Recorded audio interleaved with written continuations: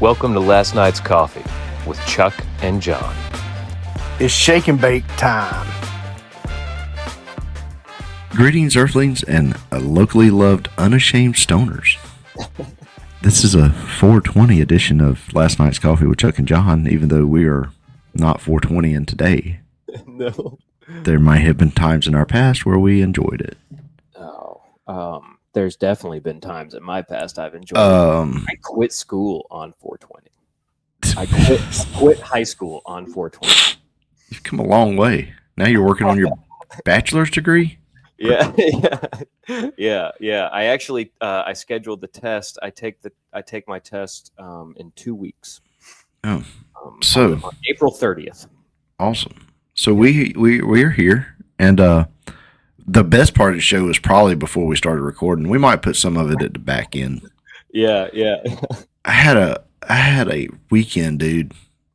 Yeah, you were a busy man. You were out in the yard working, installing landscape timbers. I mean, you were working. I ran landscape timbers from one end of my house. Basically, one half of my house is wrapped in, one half, because down the front and down one side is wrapped in double stacked, drilled and anchored landscape timbers.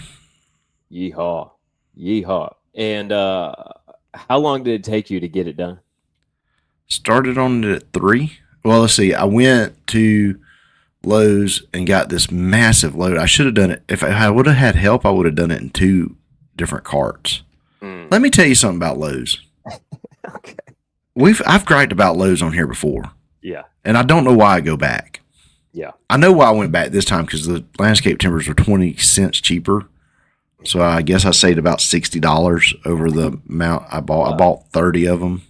Wow. Okay. I don't know what the number works out to, but I probably only saved like $6. Yeah. Probably $6. Yeah. I had to find a cart. Well, I'm all the way down in Garden, so I go all the way down to Lumber. There's no carts in Lumber, so I had to go out in the parking lot and find my own freaking cart, push it all the way down across the store. Yep. Load it up, and I was like, I'm going to do this in 2 orders. I'm going to do my landscape timbers, and then I'm going to get my mulch. I had to get 10 bags of mulch. Right. I ended up just like, screw it. Mulch ain't that heavy. Well, it happened to be heavy because it was waterlogged. Oh. So, anyway, and then I parked out in the parking lot because I had a trailer, so I was way out at the back of the parking lot, so I had to push it all the way back over there. I pushed it over one speed bump. Did you get some momentum, or was it like, yeah, it was exactly like that. Oh, and all this while wearing Hey Dudes. Oh, the wrong shoes for the job, brother. The wrong shoes for the job. So, I can see it too, man. Did you push or pull? I pushed. Oh, you can't pull. Pull is not the first. You're push, pull, don't push, don't pull. That way, if you fall, it don't fall on you. Right, but pulling is easier. You're stronger. I agree. But in a pulling motion.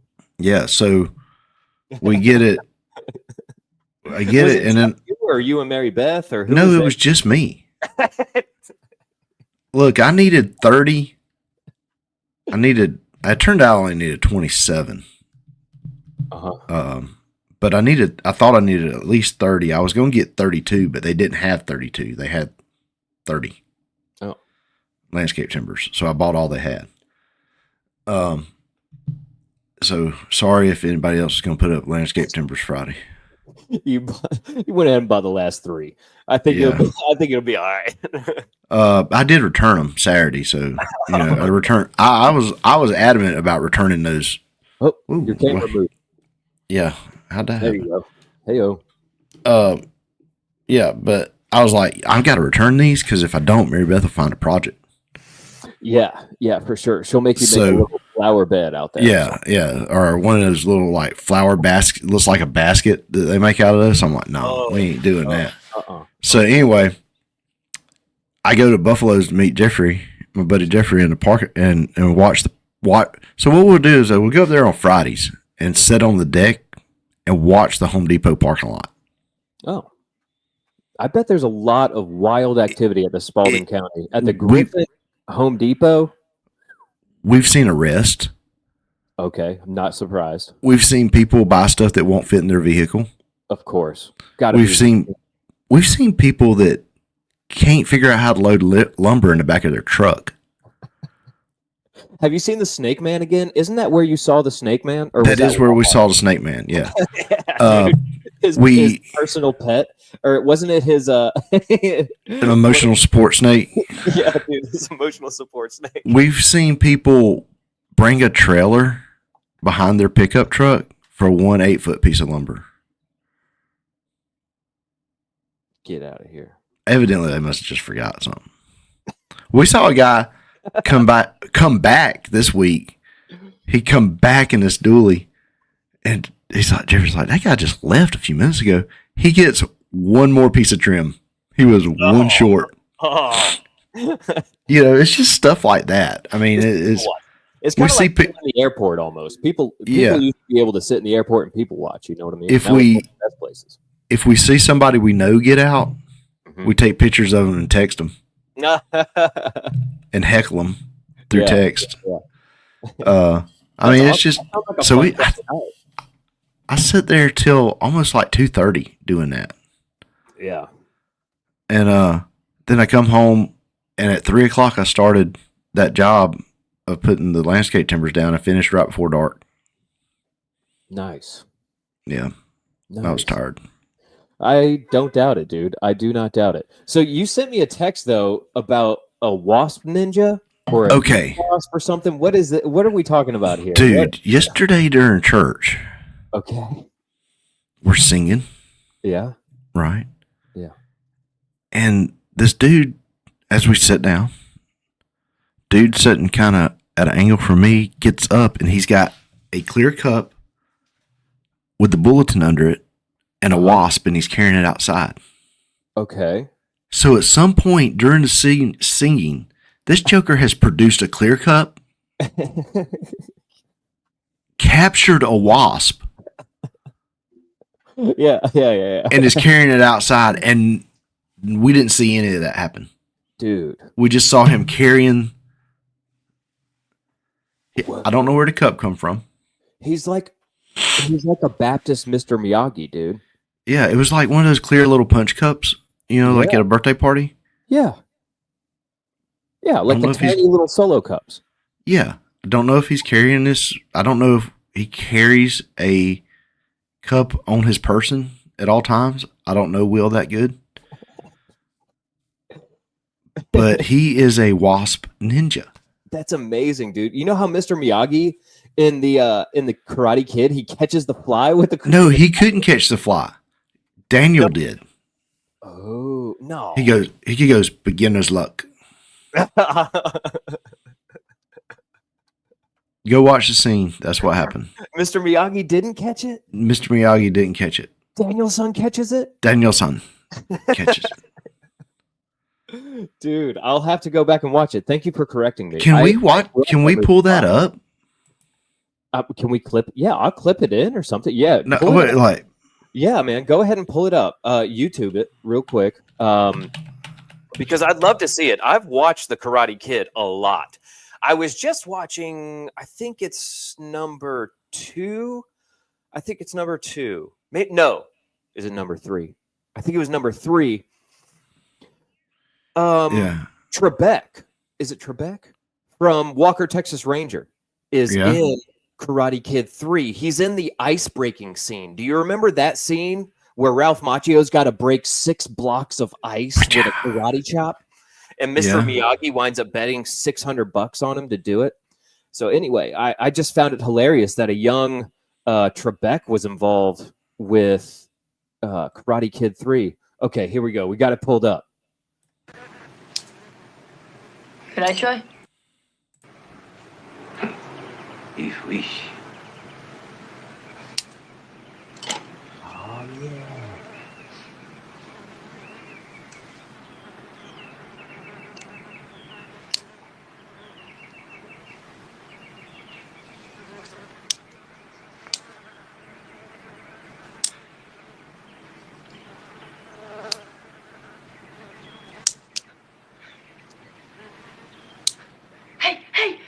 Maggie, look. Look. He got it. You were right, dude. You beginner luck. Yeah, You're so right, dude. You're so right. Oh my gosh. Thank you, Chucker. Thank you for correcting me. So you've got Deacon Danielson at your church. Deacon Danielson. Yeah. That's automatic. That's automatic deaconship, right? Like you're automatically. I think Will might. He might be. I don't Might know. already be a deacon. He might already be. I'm not sure. Dude, just start calling him Deacon Danielson. Deacon Danielson. I don't know if if anybody else noticed him walk out with it. I don't know. Well, I mean, you did, and that's what matters. Well, it's because I'm pay attention to suspicious activity. This is suspicious. You're part of church security? Yeah, it's part of my training. Yeah, dude. Suspicious activity. I didn't realize till I went through some of that training in that I look suspicious at pretty much everywhere I go.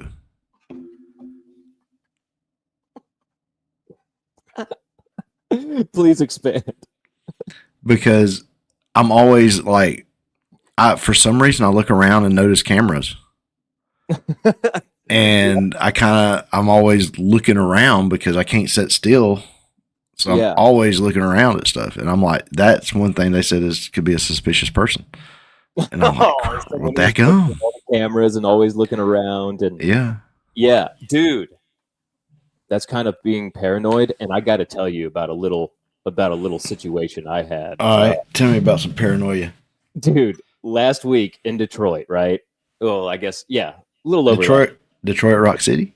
Detroit Rock City, dude. I was there. I was having a great time walking the mean streets of Detroit. And dude, I noticed. Did you go to 8 Mile?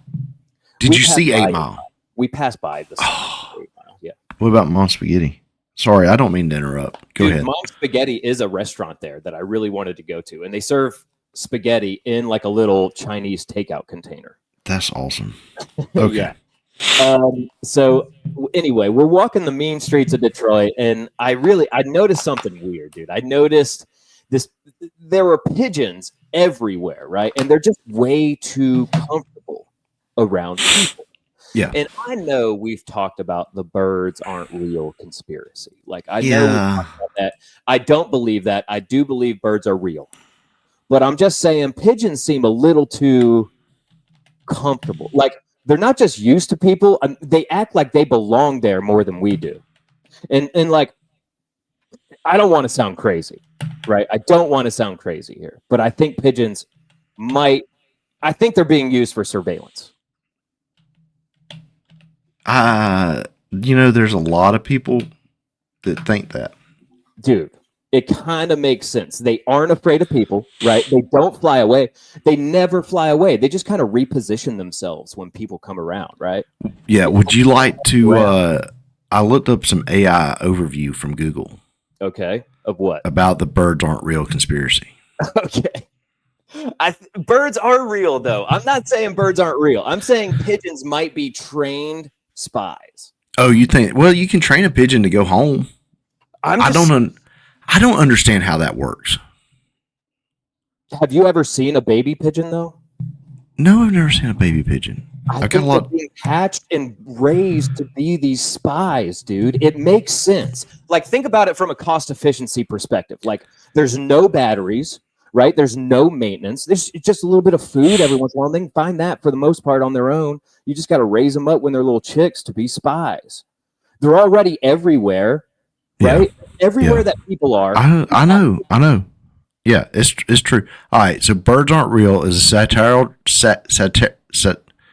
satirical Gen Z fueled conspiracy theory that claims that the U.S. government wiped out all real birds between 1959 and 2001.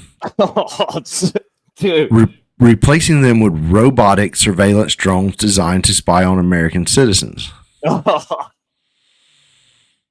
The movement was created in 2016 by Peter McIndoe Yeah. as a sectarial parody of real human harmful conspiracy theories. Dude, speaking of conspiracy theories, there's supposed to be this new JFK video that's been released that shows what's his name? The shooter. Harvey Oswald?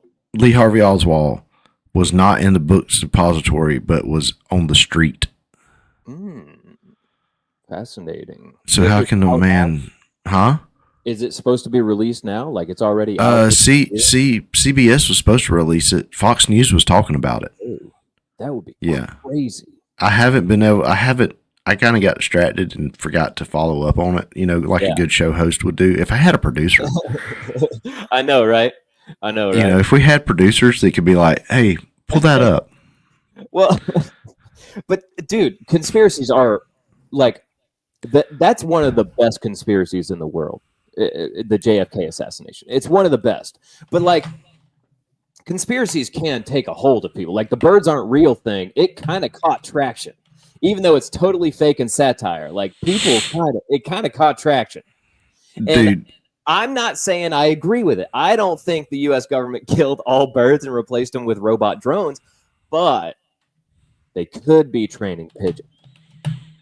Like they walk the streets. Like imagine they walk the streets, and when they tilt their little head like that. You know what I'm saying? They tilt their little head, and they're just scanning. That's to them just like scanning. Yeah. You know what I mean? Yeah. Just taking different scans, different angles. You know what I'm saying? The one I'm on right now, the conspiracy that I'm on right now, and I don't usually get sucked into a lot of conspiracies, but it's the one that Billy Corgan's talking about. What's he talking about? About how rock and roll was purposely dialed down. Oh. We've talked about this, right? Dialed down? Yes. Maybe. Here, I will. Let me screen share this.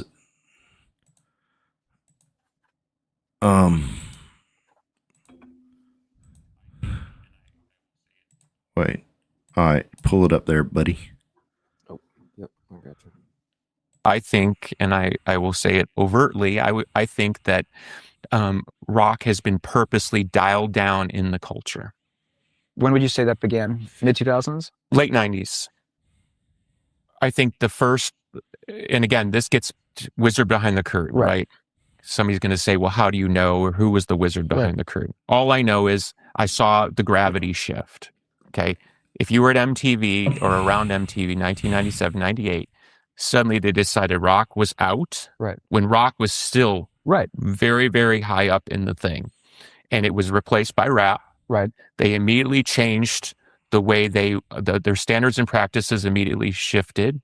So now that things that weren't allowed were suddenly allowed, people were waving guns. Okay.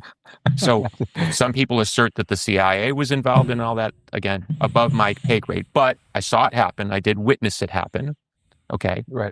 And of course, great music came out of it. So it's not like it's not a barren wasteland where something was pushed in that replaced something. The qualitative things and great artists came in, but there was this overt shift. I saw it happen. And then now, as you pointed out, rap seems to be waning in terms of its cultural influence. Pop is completely dominant. Rock is probably the most dominant ticket selling thing in the Western world, and yet there's almost no representation of rock in culture. So why do we have that schism? I think they purposely dialed down the ability of rock stars to have a voice in the culture.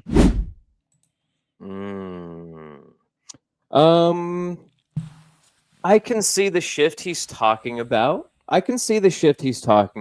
Where rap was elevated above rock. We saw that happen. We kind of saw this morph, right? Where it was like rap rock for a little bit. Yeah. And like, speaking of rap rock, let's hit that Limp Bizkit Fred Durst shot. Go ahead. Take a shot. Woodstock 99. Woodstock 99, yeah. The infamous Woodstock 99 break stuff. Absolutely. You had people from all different walks of life Yeah. influenced at one time by Fred, or they claim by Fred Durst. Yeah. They were almost blackballed from performing in America for 15 years. So is the argument, I'm trying to think of motive right now. Is the argument that rock music could have been too influential? Too influential, yeah. Like in a bad way, like in a way that they didn't want things to go. The theys didn't want it to go that way. Yeah, the prestigious theys, those who must be obeyed. Right, you're right. You know, the powers that be wanted culture to shift in a certain direction. They saw rock music had a lot of influence, and they kind of started to use that from the 60s on up to the 90s, and then they saw where there was this shift, and they didn't like the shift it was taking. It became a little too much, too influential. Right. And remember, so to dial it back and rap to replace it. It was the Democrats that wanted to put the warning labels that put the warning labels on albums. Really? Yes, it was. Wasn't it like Reno? Tipper Gore. Oh, Tipper Gore. Oh, okay, that's right. Janet Reno. What did she do? She did the. She was like. Texas thing. She shot all the Branch Davidians or something. Yeah, Branch Davidians. That's right. But so I find it funny. I find it odd that, and it must be kind of like, what's that? Like when someone's oppressed by someone, yet they can't break the oppression, and they end up loving the person for it. It's like a clinical thing. I have no idea. That sounds like you're like a glutton for punishment type of deal. No, like I forgot what they call it. There is probably some education, anyway term for it. I find it weird that the rappers have always leaned Democrat. Yeah. Yet the Democrats are the ones, and any of the musicians, any of them, have always leaned Democrat, and liberal. When the liberals are the ones that are saying, "Hey, you can't say that on TV. You can't say that in this song. You don't." They're the ones that this has always been the Democrats that have seemed to ban stuff. Yeah, here lately, especially. Like I'd say. And I'm not trying to make a political show out of this, but I'm just saying it's like, no, I don't understand it. Right, I totally agree. I mean, being liberal is not what you would think. Like being liberal to me means being a little bit loose and being lenient, right? And being, you know what I mean, being forgiving. Like that's being a little more liberal to me, right? And instead, they're more, it seems like the liberals nowadays, or the Democratic Party nowadays, is much more about limiting rather than being liberal. And I don't like it, man. I mean, even in California, and again, I'm not advocating for nicotine use or smoking or Zen use or any of it, but you can't get flavored anything. You can't get a menthol cigarette anymore in California. In California. Yet you can buy weed. Yes. But you can't have flavored tobacco. You can't have flavored Zen. You can't have flavored vapes. It's all because it was appealing to children. Yeah.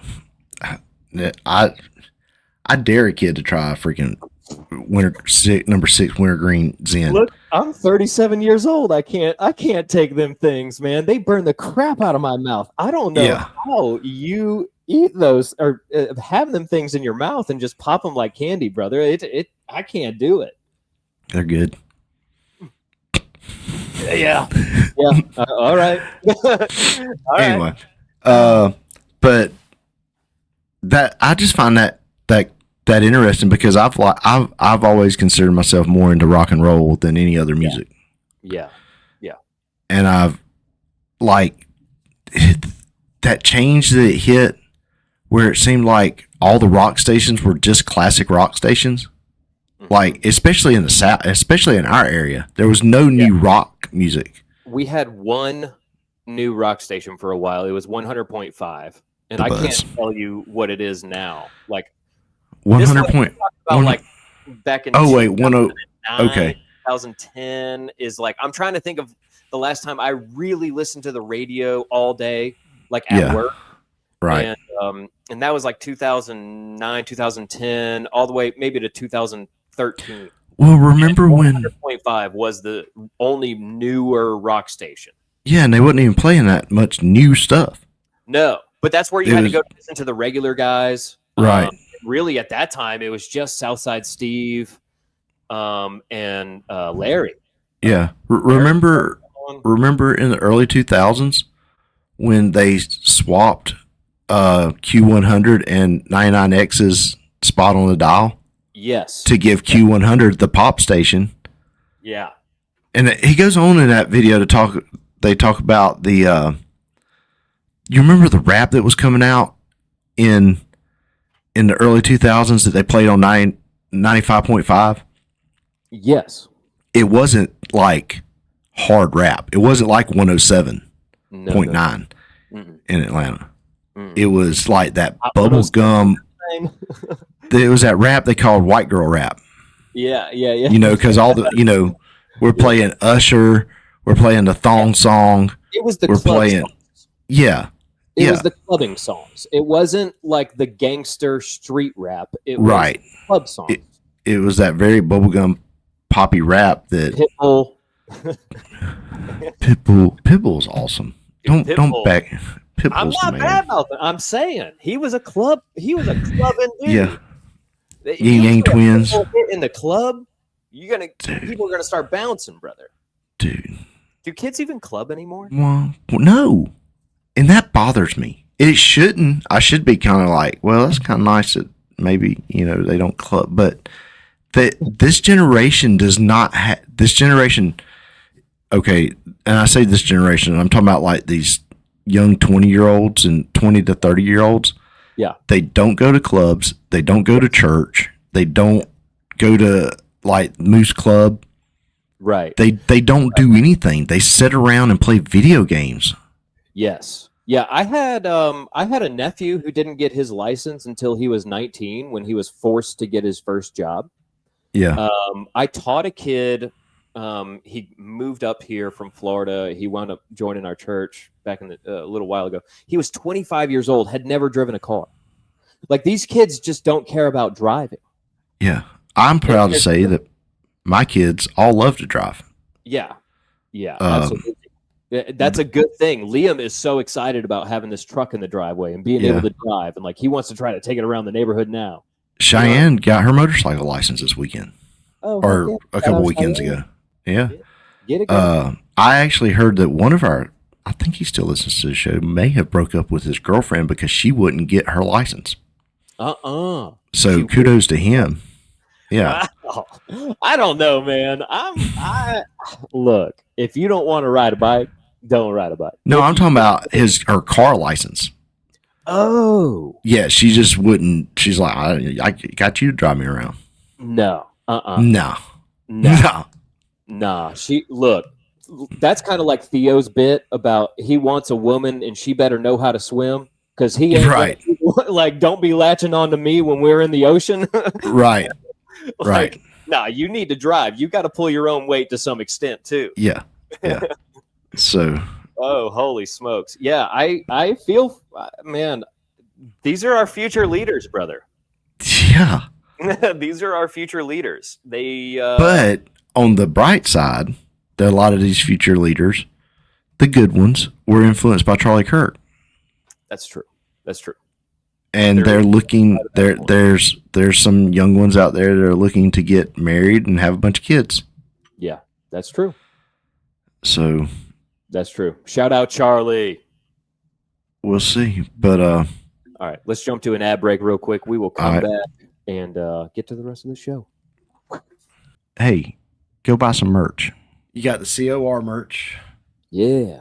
You got the Last Night's Coffee merch. Yeah. You got the SVK Racing Apparel page on TeePublic carries all of our merchandise that we have out right now. That is teepublic.com. TeePublic.com. Yep. Or you can just go to our Facebook page and find link there.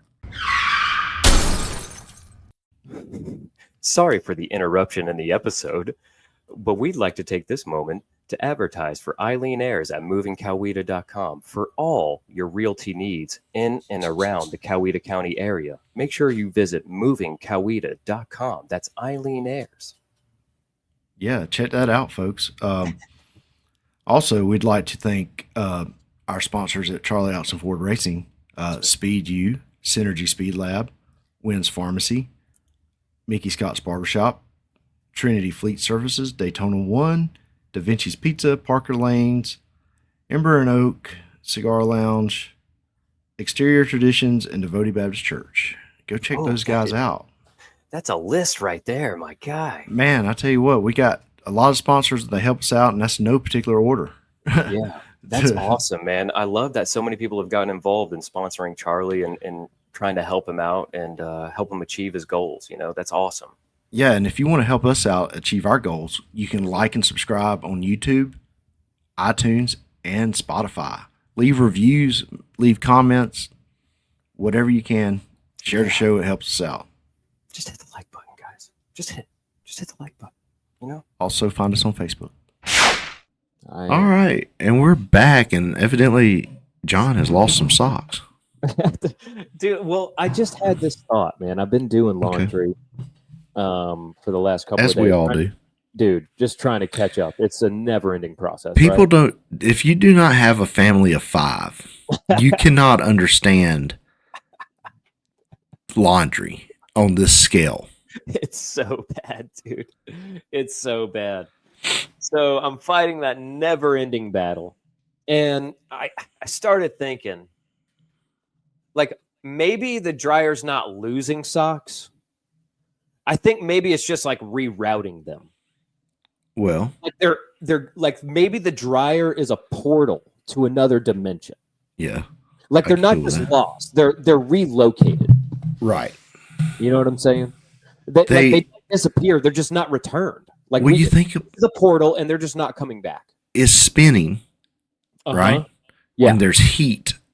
Yeah. And there's probably some kind of electrical current It's a generated. portal, dude. It's a total portal, right? If you what was that Stargate show? Yeah. Wasn't it a portal that kind of spun, the inside of it spun? I think so. I think Yeah. so. And we assume they're lost just because we can't see them. Right. Like we just assume they're lost. Oh, but you they're not think lost. so? You think they're still there? They're just like in the demonic realm Well, or the spiritual realm? a dimension. Yeah. Let's put you in the dryer Okay. because I won't fit, Okay. and I'd probably throw up. Can you do roundy? No, I would totally throw up after that. We need a roundy person. This I would throw up impervious. after like 2 tumbles in there, bro. Yeah, we need someone who is impervious to roundy. That's so true. Let's just That's put a so GoPro in one. But I also had this thought. I had this little thought about it that maybe it's like a trade system. Like maybe you don't get the socks back because you're not supposed to. Oh, it's going to. Like there's There's a plan. Like there must be balance in the force. There's a dimension that they cannot make socks, so they are stealing our socks through our dryers. Yeah. Well, and that kind of explains why newer socks tend to disappear faster than older ones, right?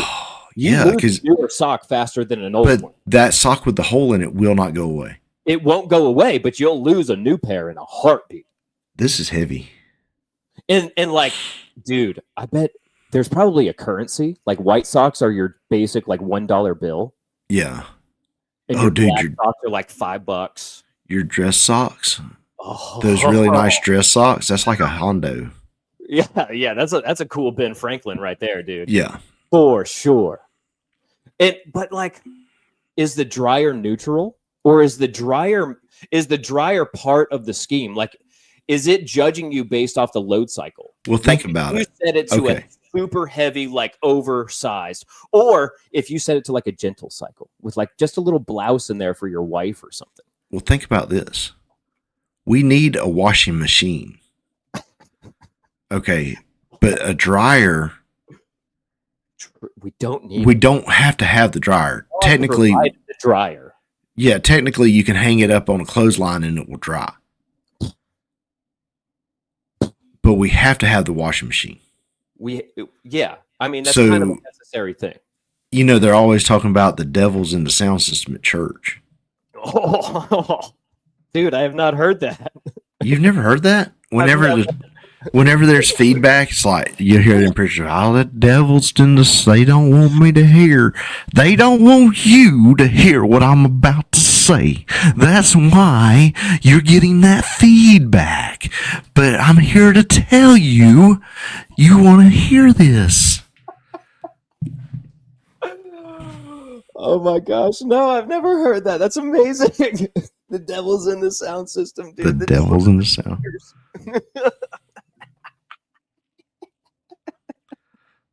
That's so funny, Cliff. You've never heard that? How'd you like that? How'd you like that old Southern preacher voice too? Great, you fell into the role very. Yes, very sir. well. God, isn't that? I saw a clip about that a while ago. Like these inherited like what do you call it? Accents in the preacher accent. Yeah, how people will just inherit that. Like mid sermon, a preacher will just inherit an accent. Yeah.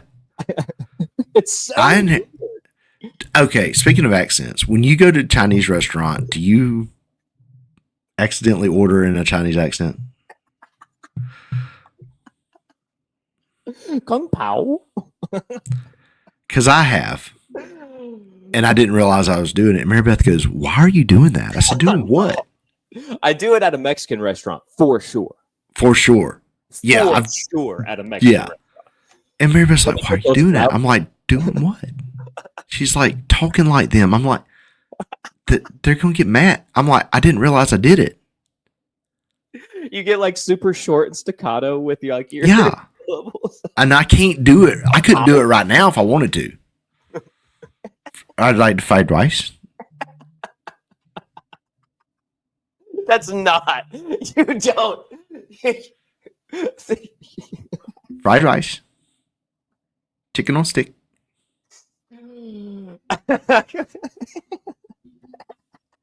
Because if you go to Dollar Scoops in Griffin, you go, fried rice. And they go, and you go, honey chicken.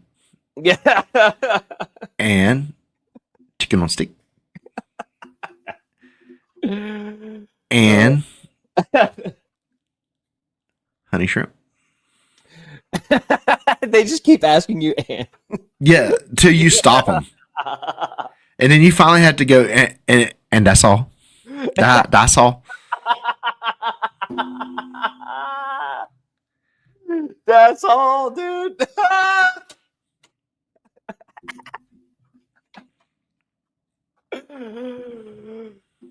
Clip it. That's the name of the show right there. That's all. That's all. Oh, you ready for some Red Dirt Rundown? Yes. Now it's time for the Red Dirt Rundown on last night's coffee with Chuck and Jon. We're educating you on dirt track racing. Yeah, come on. Yes. Okay, so it was the first race of the season at Sonoma this weekend. It was the Pollard Memorial race. All right. The first race of the season is like the first day of school. Yeah. You haven't seen your friends all winter. Mm-hmm. And you're like making the rounds like, "What's up, dude? How's things going?" Mm-hmm. You know, and you're excited. And we didn't race because we don't have an engine. But we went and hung out with our friends, the Harbinsons. Shout out Keaton Harbinson. So I walk over to one of my friends and I'm like, "Yeah, we lost an engine in practice." He goes, "Yeah?" I said, "Yeah." He goes, That sucks. I said, yeah, I know. I said, then we went with these guys to their race, and they lost an engine in like 6 laps. And he goes, yeah? I said, yeah. He goes, I said, I'm starting to think it's me. He goes, then why are you standing beside my race car? Oh, yeah. Dude.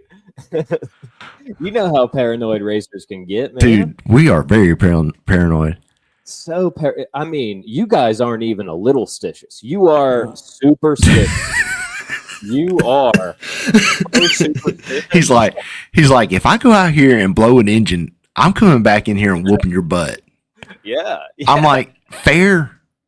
Yeah, I would fair. That's fair. At this point in my season this year, that's fair. Yeah, yeah.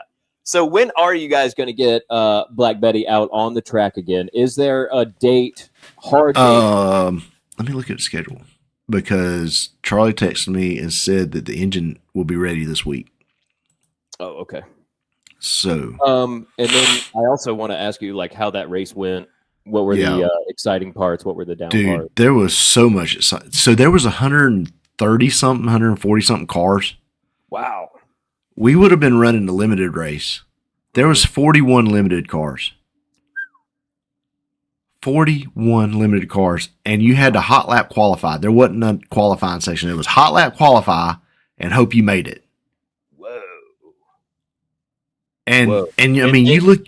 They immediately broke it up into what? Then they took the feature, the main, the B main. They did run 2 B mains. Okay. And took the top 4 from the B mains. Okay. But dude, the B mains. I mean, like here's your A main starting lineup is Colton Herbert, Austin Horton, Cameron Reaver, Matt Dooley, Brandon McDaniel, Oliver Gentry, Mason Massey, Bailey Williams, Maverick Davison, Corey North, Marty Massey, Jordy Nipper. I mean that was the guys that made it in on time. Holy smokes! You know, so I mean your freaking B main 1. Yeah, it was Ty Ellis, Jody Knowles. You know, Matt, the B mains. Any week you go to Sonoa, the B mains would have been an awesome feature. Right. You know what I'm saying? Even the freaking so we went over there with Keaton Harbinson, his first race. Mm-hmm. All right, this is his first race at Sonoa. We had gone with them a few weeks ago to Penton, and they broke the motor. All right, so he goes out. He's nervous. He's like, I was like, there's 39 cars here. His dad's like, don't talk about how many cars here. He's already nervous. I'm like, okay. I said, no big deal. All right, so we get over there. He qualifies decent. I mean, he out qualified. Like I said, any other night of the year, it would have been a midfield or better qualifying position. Right. But there was just so many cars. It was like a 6.9 was his qualifying time, but there were so many cars in the 6.9s that it just kept bumping back, you know. Oh. And anyway. Did he make it past hot laps or no? He run hot laps qualifying, had to go to the B main. Okay. B main, he started 8th, finished 9th or 10th. Didn't have a great B main, but he was behind Glenn Morris most of the time, which Glenn Morris is track champion, and they're both running the same B main. Wow. You know, there's something to be said for that, dude. Right. And he got, I mean, you're trying to pass that guy. Yeah. You're trying to pass the track champion. Like, yeah. That's a hard spot. You know, you everybody that he was in that B main with pretty much has had a win at Sonoa. Right. So you're going to try to pass all those guys. Like they're not just going to give up their spots. They're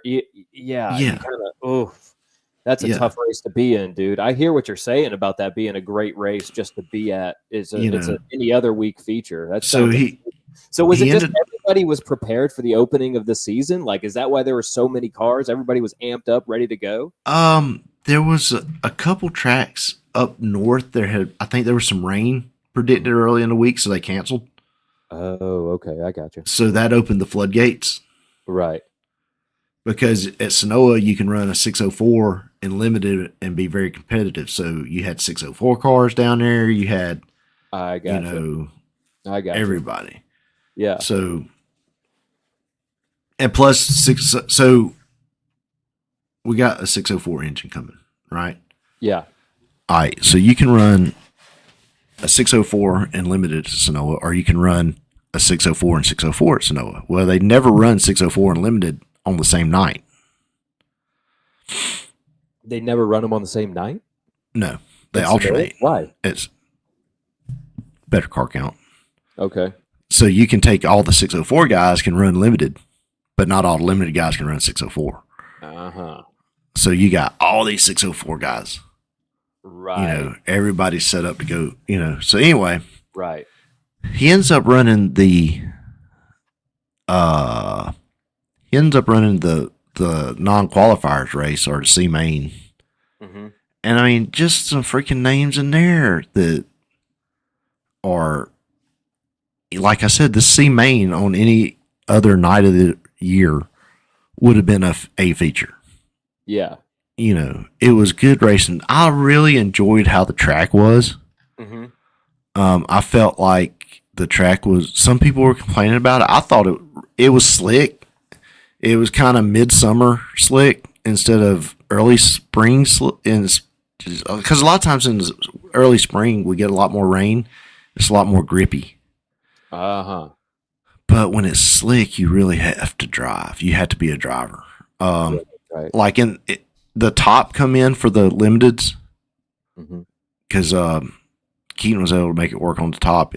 But like during the modified race, my buddy Jason I told Mary Beth, I said if Jason can make the top come in, he's going to win the race. Mm. If Jason can't make the top work for him, he's going to be wherever he's at. And I saw him go up a couple times and try to make it happen, and it just wouldn't come in. And I told him after the race, I said, I seen you try to go up there and make it work. I said, they were going to be in trouble if you did. He goes, yeah, I know. Yeah, He said it just wouldn't take, you know? Yeah, he just couldn't get the momentum going. Because I saw him run a race one night when the top was working, and it was just freaking nuts to watch the race, because he's got this thing. He's one of these guys that can kind of just let that spoiler touch the wall. Mm-hmm. He can, yeah, he's got that feel to it. He's got that feeling. He'll just let that spoiler touch the wall, and he'll just rip the top. Yeah, little finesse to that in there. Yeah, but if it's a bottom track night, he's just kind of where he's at. I got you. But man, they had like 30 or 26 602s. I mean, the car count. They even had a lot of hobby cars. They had 11 hobby cars. Wow. They had a freaking 17 bombers, which that bomber race, golly, it was a good race. Dude, how long were you there with all these cars and all these races? Like, how long was this event? I got there about 5:30 and left about 11. Wow. Which curfew is, I think, at 11. So yeah, they got it. They got it knocked out. Yeah, they got it knocked out. You gotta hand it to Sonoa, because Sonoa is there's a few tracks out there that have curfews. Mm-hmm. And the way the curfew reads is the last race has to be started by this time. As long as you start it by dump, you can finish it. I got you. Well, so they've gotten very good at time management. There's no stale time at Sonoa. Yeah. Which makes for a fun night. But yeah, they ran everybody last night or this week, so that's awesome. It was pretty fun, good time. In national news, yeah, you see, I'm wearing my Jonathan Davenport shirt. I noticed that earlier. I was going to say something about it. They had how many laps was this race? They had a race up at Volunteer Speedway. and Jonathan Davenport went up there and dominated the night and put $130,000 in his pocket for a 60-lap feature. Good grief. Good. So you got So Vic Hill is the track promoter up there, and he also is a heck of an engine builder. He builds. I think he builds Davenport's motors. So it must have been a $30,000 win and $100 bonus if you won with one of his $100,000 bonus if you won with one of his engines or something like that. But anyway, so he made and that was a pretty good field. You had Chris Ferguson, Jonathan Davenport, Ricky Thornton, Garrett Smith, Chris Madden was there. I mean, Devin Moran, Mike Marlar, Brandon Overton. That's a lot of big names right there. The Newport Nightmare, Jimmy Owens was there. So yeah, it was awesome. He just went in there and made a splash, didn't he? Yeah, it says he dominated his heat race and was fast qualifier. So good night. I mean, look, do you think he's probably the best late model driver in the sport right now? Honestly, I think he's probably peaked. Really? He's on the downhill of his career now. I think he's probably the best, but he don't want to run the schedule. He's not running a full schedule. He's the winningest driver, right? He's winningest in because Lucas, he race every race. Like he cherry picks and picks races that he stands. You could at winning that he's won. You could put it like that. Yeah. I mean, So he's a Superman. I'm not hating on that. I'm just kind of pointing it out. His career is in the last 10 years, he's been probably the most consistent driver. That's awesome. I mean, that's huge in the sport. Yeah. That's huge in that sport. It's weird in dirt track racing, like where you have guys that have dominant years and guys that they might have 3 or 4 dominant years back to back to back, and then it's time for somebody else. Kind of like hitters in baseball. They'll go through cycles. Yeah, slumps. Like you look at Chipper Jones. Yeah. There was years that he just couldn't hit to save his life. Yeah, I got my Chipper Jones ball right there. Yeah. But there's also years where it's like, Chipper's up to bat. Let's see a home run. Yeah. But to put it in baseball. Sometimes you gotta put stuff in baseball. Yeah, he's the Chipper Jones of dirt track racing right now. Without the herpes. Without all the Hooters waitresses. Yeah. All right, that was an awesome Red Dirt rundown. Thank you. Do we have a reaction video this week, or are we skipping that? We have a reaction video this week. All right, perfect. I don't know if you've seen this. I can add it to the stage. All right, pull that up, and I'll hit play. Oh my gosh! Oh my gosh! Oh no! Is he dead? No, he's moving. Is he moving?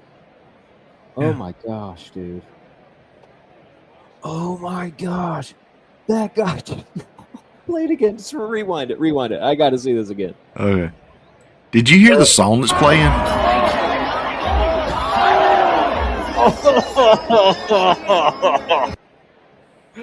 No, what is that song? I can't tell.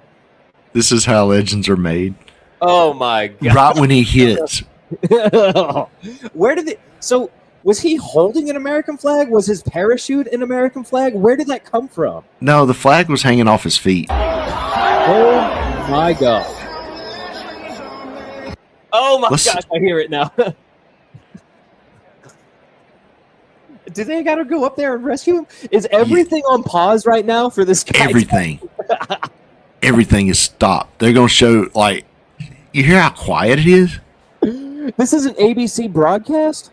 It's on ABC News. This was the West Virginia spring game. Oh my god! So like Everybody's just like, all right, was this like our G Day? our D-Day. Our G Day? Our Like our G-Day. Yeah. Oh my gosh, dude! That Don't insane. Don't drop it yet. Okay. All right. So here's a different one. Oh no! Okay. Oh, here he comes. Oh no! He's got to know. He's got to know.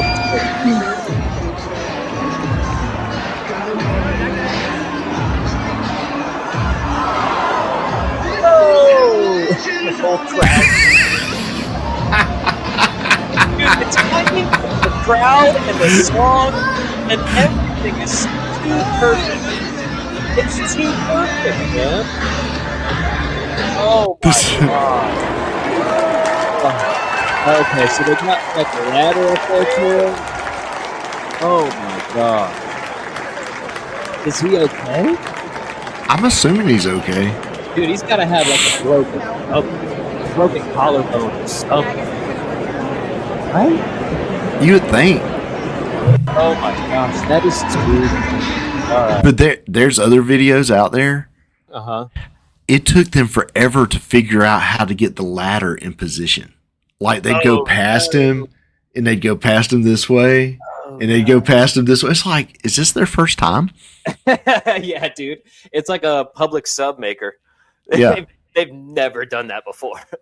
And then, of course, being that today is 420, Yeah. we can't, there's people that are out there celebrating. So, all right, here we go. Weed continues to inspire innovation. NASA, the universe is endless. For all we know, there could be a planet covered with marijuana. Snoop Dogg in his astronaut uniform. Absolutely, dude. I think that would take him to space, man. he's already been to space. He's probably been in the Blue Origin thing. No, he's probably in space right now. He can take a trip and never leave the farm. Yeah, man. I don't know when the last time Snoop touched the earth was. You know what I'm saying? I don't know. I don't know. Dude, when he was on Rogan and they smoked all that weed. Yeah, that was a lot. Rogan was having trouble keeping up. That was a lot. Gotta love Snoop Dogg. He's the man. He's the man. All right. All right. You got us some forgiveness coming? Well, yeah, I got us some instruction. Okay, some instruction. We need it. We need it. Christian instruction from Jesus himself, coming from Matthew. And what do we call this section? This is the red word send off. This is the red word send off. Yep. This is to end the show. We like to end the show with some words from Jesus himself.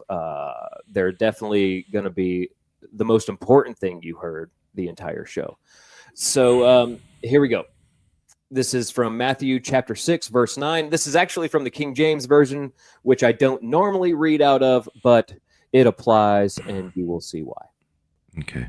After this manner, therefore, pray ye, Our Father, which art in heaven, hallowed be thy name. Thy kingdom come, thy will be done, in earth as it is in heaven. Give us this day our daily bread, and forgive us our debts, as we forgive our debtors. And lead us not into temptation, but deliver us from evil. For thine is the kingdom, the power, and the glory forever. Amen. Amen. That's how you should pray. That's how you should pray. Well, that's a good one. All right. Well, y'all have a good week. We'll see you next week. Later on, night shifters.